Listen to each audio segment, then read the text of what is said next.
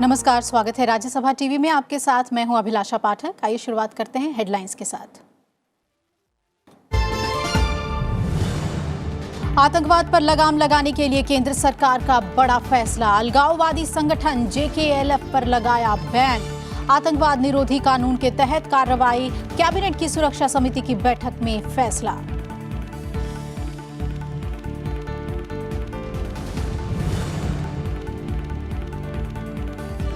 पाकिस्तान राष्ट्रीय दिवस कार्यक्रम में नहीं शामिल होगा भारत। दिल्ली में पाक उच्चायोग में आयोजन के बहिष्कार का फैसला।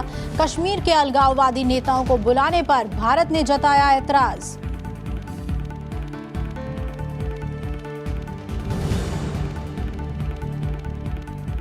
पुलवामा हमले के मास्टरमाइंड का करीबी सज्जाद खान दिल्ली से गिरफ्तार। 29 मार्च तक NIA की कस्टडी में जैश का आतंकी।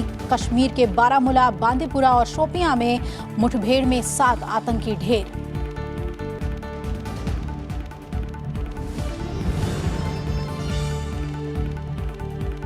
बिहार में महागठबंधन में शामिल दलों के बीच सीटों को लेकर समझौता। RJD को 20, कांग्रेस को 9, RLSP को 5 सीटें। जीतन राम मांझी को गया से और नवादा से विभा देवी को टिकट।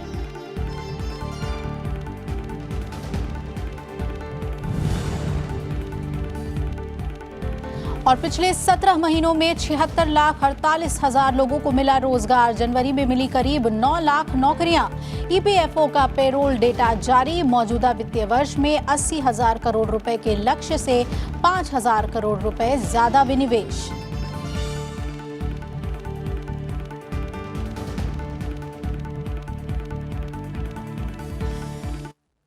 केंद्र सरकार ने जम्मू कश्मीर लिबरेशन फ्रंट यानी JKLF को आतंक विरोधी कानून के तहत बैन कर दिया है। केंद्र का ये फैसला अलगाववादियों पर बड़ी कार्रवाई के रूप में देखा जा रहा है। अलगाववादी नेता यासिन मलिक JKLF का प्रमुख है। JKLF पर आतंकी गतिविधियों का समर्थन करने का आरोप लगता रहा है।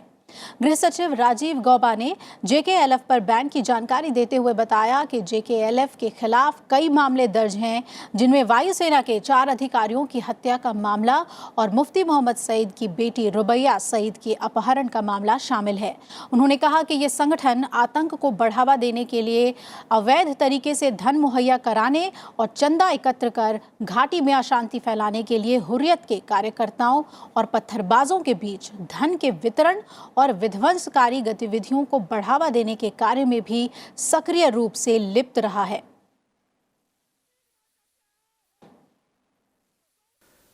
JKLF Yasin faction as an unlawful association under the Section 3(1) of the Unlawful Activities Prevention Act 1967.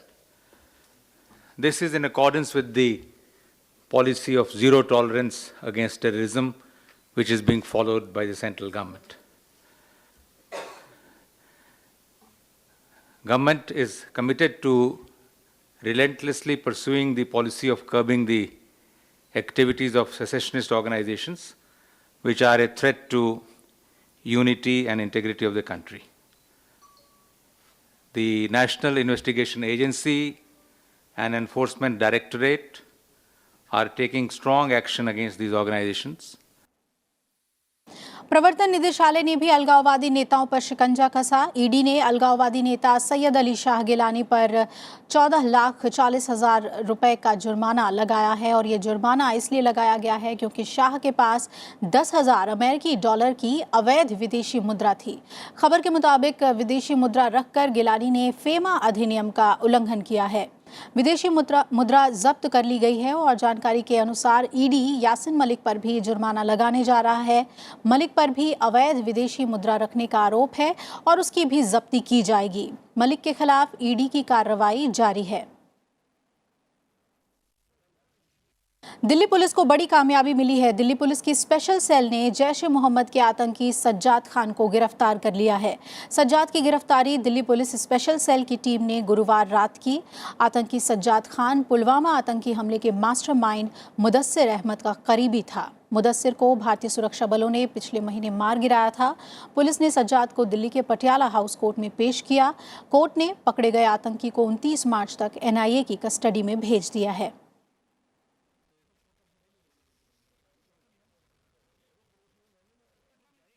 Jammu Kashmir में सुरक्षा बलों के साथ अलग अलग मुठभेड़ में पिछले 24 घंटों में 7 आतंकवादी मार गिराए गए हैं। बीती रात बारामूला जिले में कालंतरा कांडी करीरी इलाके में शुरू हुई आतंकरोधी कार्रवाई में 2 आतंकवादी मारे गए। इस कार्रवाई में 5 सैन्यकर्मी घायल हुए हैं, जबकि 2 गंभीर रूप से घायल हैं। और वहीं बांदीपुरा जिले के हाजन इलाके में मीर मोहल्ला में मुठभेड़ में सुरक्षा बलों ने 2 लश्कर आतंकियों को मार गिराया है। इसमें लश्कर कमांडर अली भाई शामिल है। और वहीं शोपियां में मुठभेड़ जारी है। जम्मू कश्मीर के शोपियां जिले में 2 से 3 आतंकियों के घेरे जाने की खबर है। माना जा रहा है कि यहां एक रिहायशी मकान में 2 से 3 आतंकवादी छुपे हुए हैं। इधर केंद्र सरकार ने दिल्ली में पाकिस्तान उच्चायोग में पाकिस्तान राष्ट्रीय दिवस आयोजन में किसी प्रतिनिधि को न भेजने का फैसला किया है। ये फैसला इस बात के पता लगने पर लिया गया कि पाकिस्तान ने जम्मू कश्मीर के अलगाववादी नेताओं को भी न्योता दिया है। विदेश मंत्रालय ने इसकी पुष्टि की है। 23 मार्च को मनाए जाने वाले पाकिस्तान के राष्ट्रीय दिवस की पूर्व संध्या पर होने वाले कार्यक्रम से दूरी बनाए रखने का फैसला लिया गया है। इस बार जो है चूंकि पाकिस्तानी हाई कमीशन ने डिसाइड किया, और जैसा मैंने कहा उन्होंने डिसाइड किया हुर्रियत रिप्रेजेंटेटिव्स को इनवाइट करने के लिए, हमने डिसाइड किया उसके बेसिस पे, उनके इनवाइट के बेसिस पे कि हम इस साल कोई भी रिप्रेजेंटेटिव पाकिस्तानी हाई कमीशन में उनके रिसेप्शन के लिए नहीं भेजेंगे। और आइए अब आपको दिखाते हैं खबरें लोकसभा चुनाव से जुड़ी हुई।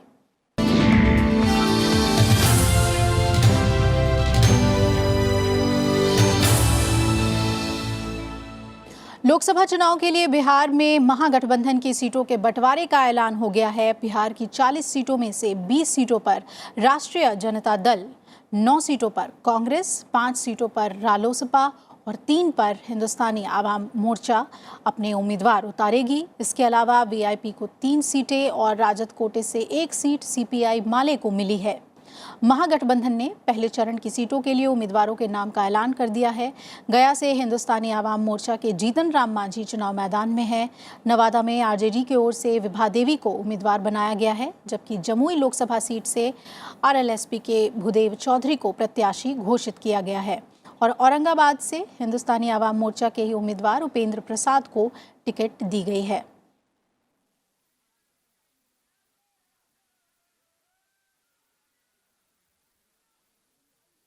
सीटवार इस प्रकार है। राष्ट्रीय जनता दल 20, कांग्रेस 9, इस आशय के साथ भी कि राज्यसभा की पहली सीट बिहार कांग्रेस की किसी नेता को जाएगी। रालोसपा 5, हम 3, वीआईपी 3 और माले को 1 सीट राजद कोटे से। गया हिंदुस्तानी अवामी मोर्चा प्रथम चरण का मैं दोहरा रहा हूं, श्री जीतन राम मांझी जी। नवादा राष्ट्रीय जनता दल श्रीमती विभा देवी। जमुई रालोसपा श्री भूदेव चौधरी। औरंगाबाद हिंदुस्तानी अवाम मोर्चा श्री उपेंद्र प्रसाद। विधानसभा के उपचुनाव में दलगत स्थिति। नवादा हिंदुस्तानी अवाम मोर्चा धीरेन्द्र कुमार सिंह उर्फ मुन्ना। डेहरी राष्ट्रीय जनता दल मोहम्मद फिरोज हुसैन। बीजेपी की केंद्रीय चुनाव समिति की आज शाम फिर बैठक शुरू हुई। संभावना है कि बैठक में उन सीटों पर उम्मीदवारों के नाम पर अंतिम मुहर लगेगी जहां अभी तक उम्मीदवार घोषित नहीं किए गए हैं। आज गुजरात राज्य के 25 सीटों पर उम्मीदवारों के नाम पर मुहर लग सकती है। इससे पहले बीजेपी ने गुरुवार को लोकसभा चुनाव के लिए अपने 184 उम्मीदवारों की पहली सूची जारी की थी, जिसमें प्रधानमंत्री नरेंद्र मोदी वाराणसी से और भाजपा अध्यक्ष अमित शाह का नाम गांधीनगर से फाइनल किया गया था। कल सुबह 11 बजे पटना में एनडीए और गठबंधन दलों के बीच सीटों के बंटवारे का ऐलान होगा। पूर्व क्रिकेटर गौतम गंभीर बीजेपी में शामिल हो गए हैं। आज दिल्ली में बीजेपी के वरिष्ठ नेता और केंद्रीय मंत्री अरुण जेटली और रविशंकर प्रसाद की मौजूदगी में उन्होंने पार्टी की सदस्यता ली। बीजेपी में शामिल होने के बाद गौतम गंभीर ने कहा कि उन्होंने प्रधानमंत्री नरेंद्र मोदी से प्रभावित होकर पार्टी में आने का फैसला लिया है। ऑब्वियसली मैं हमारे प्राइम मिनिस्टर से बहुत प्रभावित होकर और उनके विजन से बहुत प्रभावित होकर I'm joining this party and I'm sure that I'm going to live up to their expectations because I've done whatever I could in cricket, and this is a fabulous platform for me to do something really good for this country and take this party forward and make this country a much better place to live. So I'm sure, जैसे sir ने मुझे बोला, with sir's blessing, and I'm going to try and do my best. दूसरी ओर शिवसेना ने भी लोकसभा चुनाव के लिए अपने 21 उम्मीदवारों की सूची जारी कर दी है। इस लिस्ट में दक्षिण मुंबई से अरविंद सावंत को पार्टी ने अपना उम्मीदवार बनाया है, जबकि शिरडी लोकसभा सीट से सदाशिव लोखंडे को टिकट दिया गया है।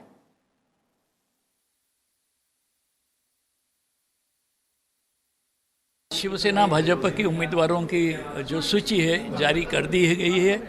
23 जगह शिवसेना लड़ रही है, उसमें से 21 उम्मीदवारों की सूची आज जाहिर हो चुकी है। 2 उम्मीदवार अभी हम घोषित करना बाकी है, एक पालघर और सातारा।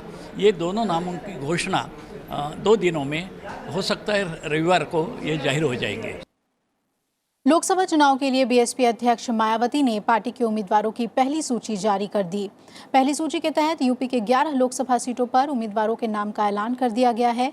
समाजवादी पार्टी और राष्ट्रीय लोकदल के साथ यूपी में मिलकर बनाए गए गठबंधन में बहुजन समाज पार्टी को 38 सीटें मिली हैं, जिनमें से 11 सीटों पर मायावती ने उम्मीदवारों की घोषणा कर दी है।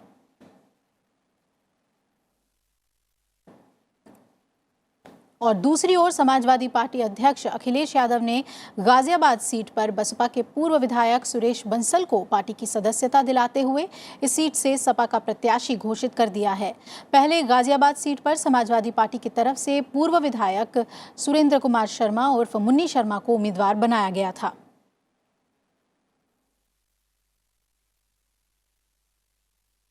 कांग्रेस ने भी आंध्र प्रदेश में लोकसभा की 3 और विधानसभा की 45 सीटों के लिए उम्मीदवार घोषित किए हैं।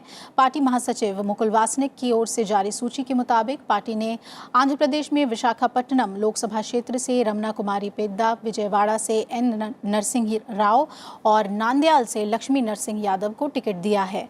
पार्टी ने लोकसभा उम्मीदवारों की ये 7वीं सूची जारी की है। इससे पहले कांग्रेस कुल 149 उम्मीदवारों की घोषणा कर चुकी है, जिनमें सोनिया गांधी और राहुल गांधी के नाम भी शामिल हैं। आंध्र प्रदेश में 11 अप्रैल को मतदान होना है। और तेलंगाना राष्ट्र समिति ने 11 अप्रैल को होने वाले लोकसभा चुनाव के लिए 17 उम्मीदवारों की सूची का ऐलान किया है। इसमें पार्टी प्रमुख और मुख्यमंत्री के चंद्रशेखर राव की बेटी के कविता को निजामाबाद से फिर से टिकट दिया गया है। वो इसी सीट से सांसद हैं। सूची में अन्य उम्मीदवारों में बी विनोद कुमार करीमनगर, बी वेंकटेश नेताकानी पेद्दापल्ली से, जी नागेश आदिलाबाद से, बीबी पाटिल जाहिराबाद से, के प्रभाकर रेड्डी मेडक से प्रत्याशी हैं। तेलंगाना में 17 लोकसभा सीटें हैं और इन सभी सीटों पर 11 अप्रैल को होने वाले पहले चरण में मतदान होगा।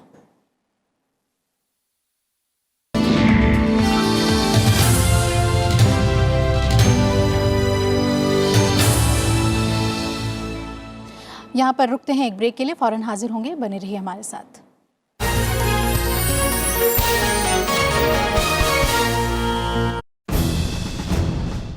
लोकसभा चुनाव की तैयारी, सोशल मीडिया पर पैनी नजर, कंपनियों ने बनाया वॉलंटरी कोड ऑफ एथिक्स, आचार संहिता का रखेंगे ध्यान, नहीं तो होगी कार्रवाई। देखिए देश देशांतर रात 8:30 बजे सिर्फ राज्यसभा टीवी पर।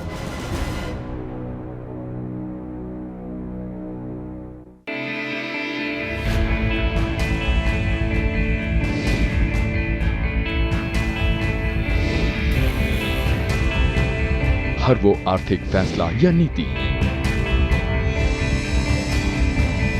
जो तय करता है विकास की गति, कैसे और क्यों लिए जाते हैं फैसले, क्या होता है इनका हम पर असर। देखिए अर्थनीति शनिवार शाम 7:30 बजे सिर्फ राज्यसभा टीवी पर।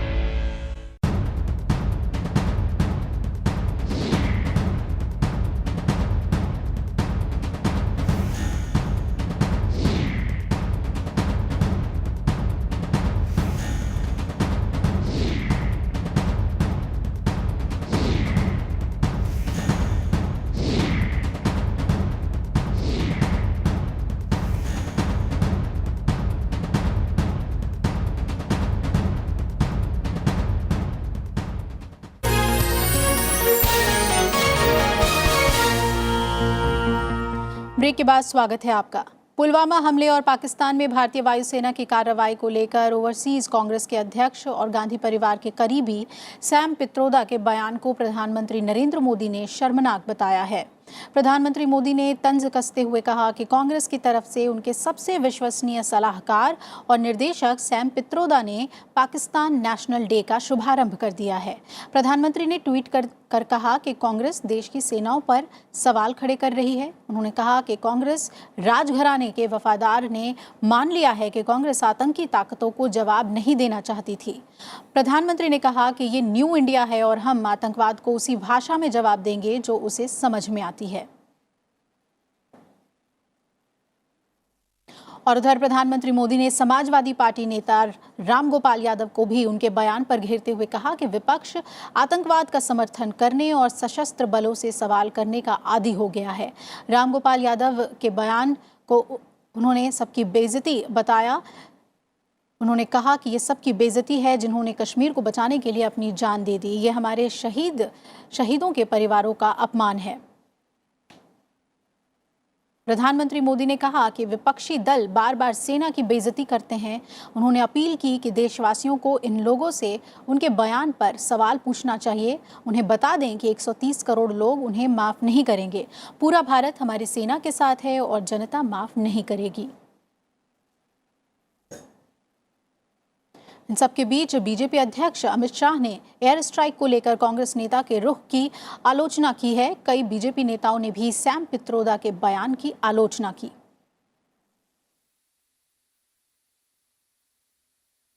जहां से आतंक आरंभ होता है, अपनी रक्षा करने के लिए हम वहां उसको डिस्ट्रॉय करने जाएंगे।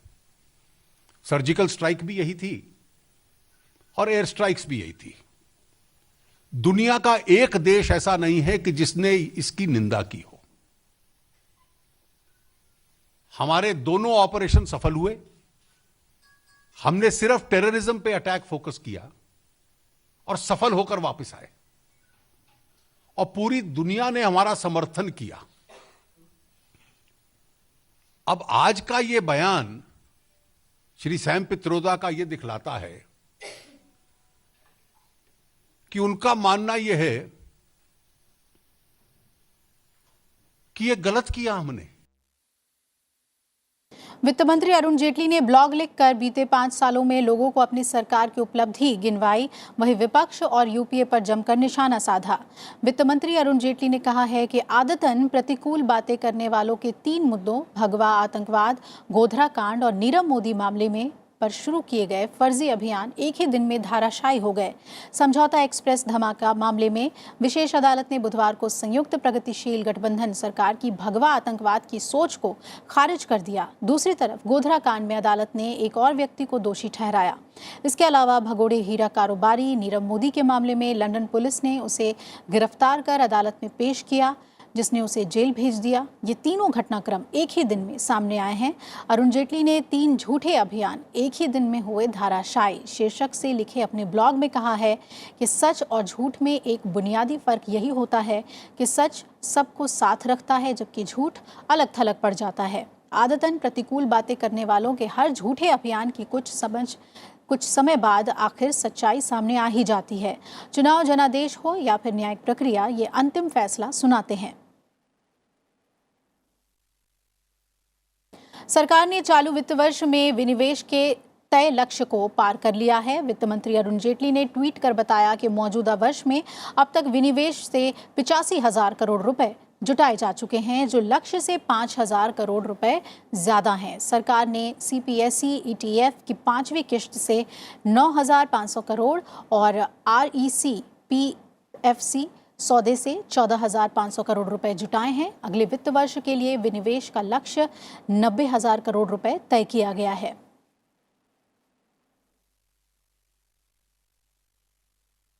कर्मचारी भविष्य निधि संगठन ने रोजगार को लेकर ताज़ा आंकड़े जारी किए हैं और इसके मुताबिक फॉर्मल सेक्टर में जनवरी 2019 में 8,96,000 लोगों को रोजगार मिला है, जो पिछले साल जनवरी के मुकाबले 131% ज़्यादा है। वहीं पिछले 17 महीने में 76,48,000 लोगों को नौकरियां मिली हैं।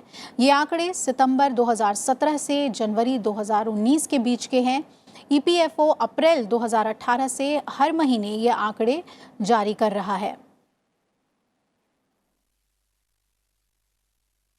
अंतर्राष्ट्रीय मुद्रा कोष यानी IMF ने कहा है कि भारत में पिछले 5 साल के दौरान कई अहम सुधार किए गए हैं। हालांकि उसने कहा है कि अभी और भी सुधार करने की जरूरत है। IMF के निदेशक संचार गैरी राइस ने कहा कि भारत पिछले 5 साल के दौरान करीब 7% की सालाना औसत आर्थिक वृद्धि दर के साथ सबसे तेजी से वृद्धि करती बड़ी अर्थव्यवस्थाओं में से एक रहा है। उन्होंने कहा कि कई महत्वपूर्ण सुधार किए गए हैं और हमें लगता है कि भारत को तेज वृद्धि बनाए रखने के लिए उपलब्ध जनसांख्यिकीय लाभांश के अवसरों को भुनाने समेत कुछ दूसरे सुधार करने होंगे। राइस ने कहा कि अगले महीने विश्व बैंक के साथ IMF की होने वाली बैठक में पहले वैश्विक आर्थिक परिदृश्य सर्वेक्षण जारी होगा और उन्होंने कहा कि भारतीय अर्थव्यवस्था के बारे में सर्वेक्षण में विस्तार से जानकारी दी जाएगी। ये भारतीय अमेरिकी अर्थशास्त्री गीता गोपीनाथ के नेतृत्व में पहला सर्वेक्षण होगा। गोपीनाथ को पिछले साल IMF ने मुख्य अर्थशास्त्री बनाया था। बिहार के स्थापना दिवस पर प्रधानमंत्री नरेंद्र मोदी ने बधाई दी है। उन्होंने ट्वीट किया कि बिहार वीरों और महापुरुषों की धरती है। उनकी कामना है कि प्रगति के पथ पर बढ़ता प्रदेश विकास के रोज नए मानदंड तय करता रहे। आज ही के दिन 1912 में बंगाल प्रेसिडेंसी का विभाजन कर अलग बिहार राज्य का गठन किया गया था।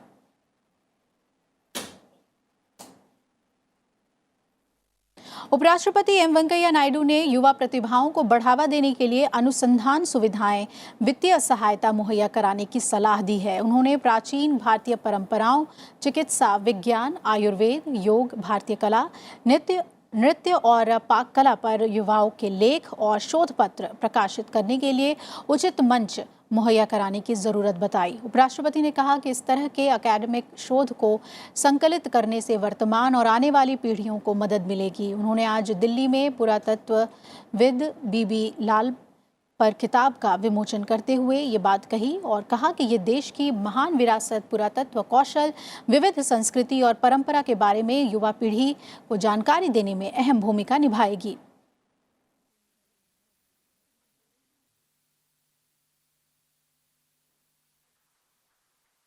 History, culture, heritage, they need to be preserved because that gives you inspiration, self-confidence, Atma Gaurav.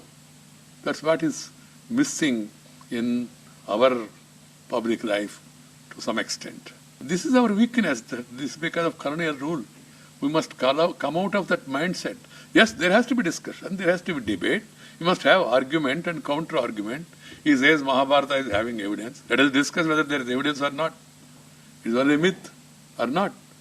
You must be tolerant to the other opinion. आज विश्व जल दिवस है। इस मौके पर उपराष्ट्रपति एम वेंकैया नायडू ने ट्वीट कर कहा कि हमारी प्राचीन परंपराओं में नदियों और जल स्रोतों को दिव्यता प्रदान की गई है।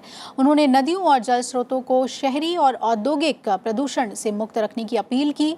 विश्व जल दिवस के मौके पर उपराष्ट्रपति ने जल का संरक्षण करने, पानी की बर्बादी रोकने, जल स्रोतों को निर्मल और स्वच्छ रखने, उन्हें पुनर्जीवित करने के साथ ही भूजल स्रोतों के संवर्धन के लिए वर्षा जल का संचय और संरक्षण करने पर भी जोर दिया।